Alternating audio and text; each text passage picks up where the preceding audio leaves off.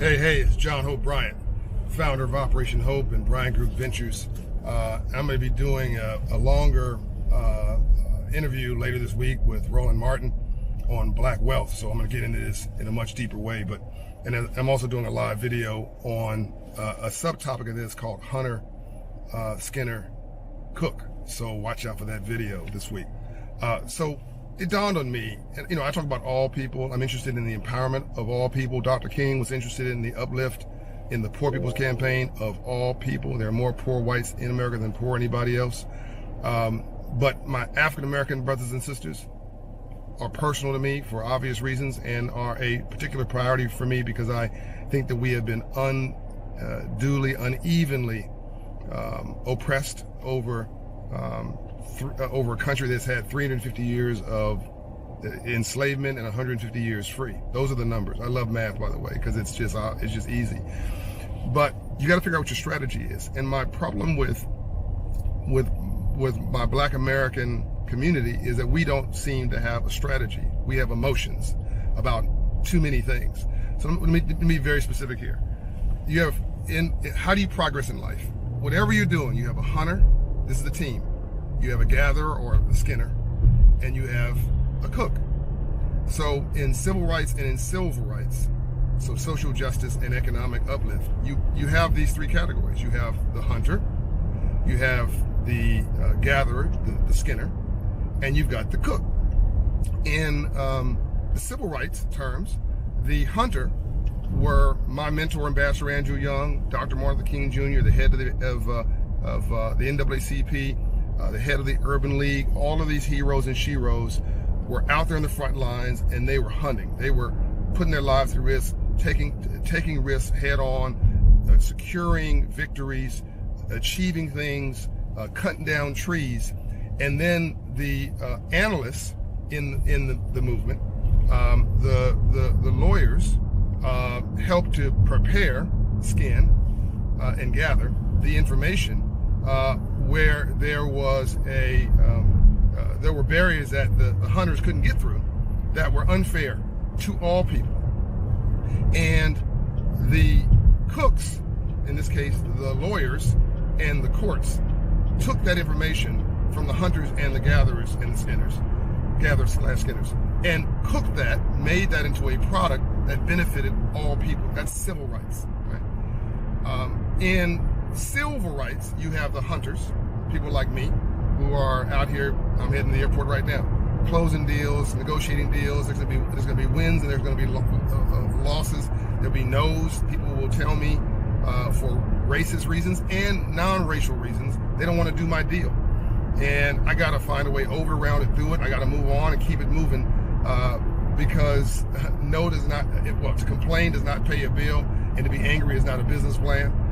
You've got to produce a real product, and somebody's got to want to buy it, ultimately for you to have a sustainable business.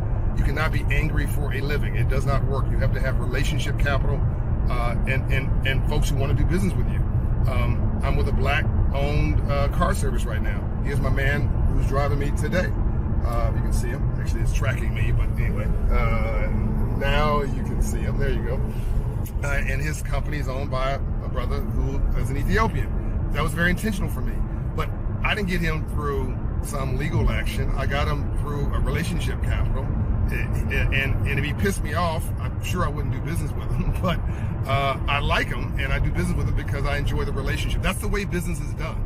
It's relationship capital, people who like you, respect you, admire you, who want to do business with you on a relationship, not a transaction. Now, that's what a hunter does.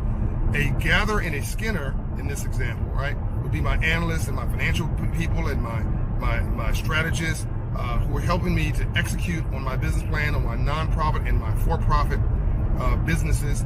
And the cooks are the folks who deliver the products to the marketplace to make sure they're results for real people. Now, in both of these categories, civil rights and silver rights, there's another group that just dawned on me.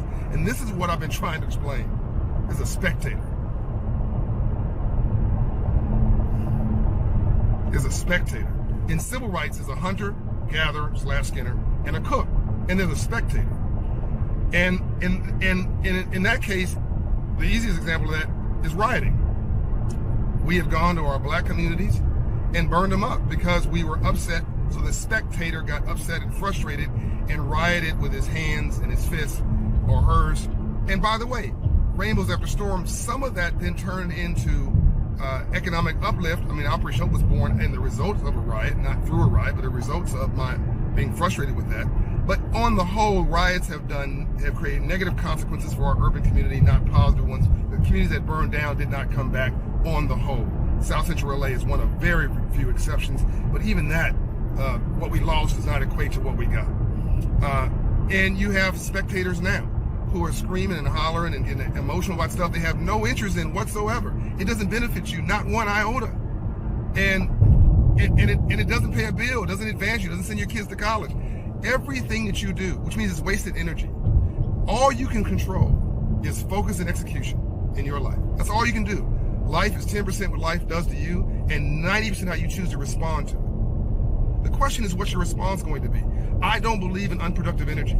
I don't believe in wasting my time. I don't believe in getting old and angry, old because I'm angry and getting my health go out the window because I am shaking my fist every day of the world, screaming at the TV set, or texting or doing stuff as a spectator on social media. When you have something to say, make sure it's meaningful and make sure it contributes and it advances your station in life. Because everybody else is focusing on advancing their station in life, and everybody else has a role that pays. So you cannot just be a spectator as a business plan. I hope this is making sense to you. It does not work. It will only devolve. It will not evolve. It will not lead to anything productive. And written off by serious people in society, listen now, as non-serious. Think about what I'm saying. I'm going to go deeper in this on my live with Roland. We're talking about black wealth.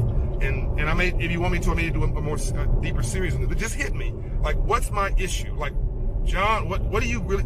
I am frustrated because too many of us are spectators in our own lives, in our communities, in our families. We don't feel like we've got the power. We feel invisible. I put that in my last book, The Memo. We feel like we're the invisible class. And that is really the kiss of death because you lose hope. And the most dangerous person in the world is a person with no hope. I love what I do because at least people are after me. First, they will ignore you. Then they'll criticize you. Then folks will try to copy you. And then if you keep at it long enough and you stay on your hustle, then you win. And folks are trying to knock me off my pedestal even if I'm doing it. And that's fine, but I'm relevant, right? Whether somebody loves you, hates you, agrees with you, or disagrees with you, if somebody's talking about you, you're relevant, right?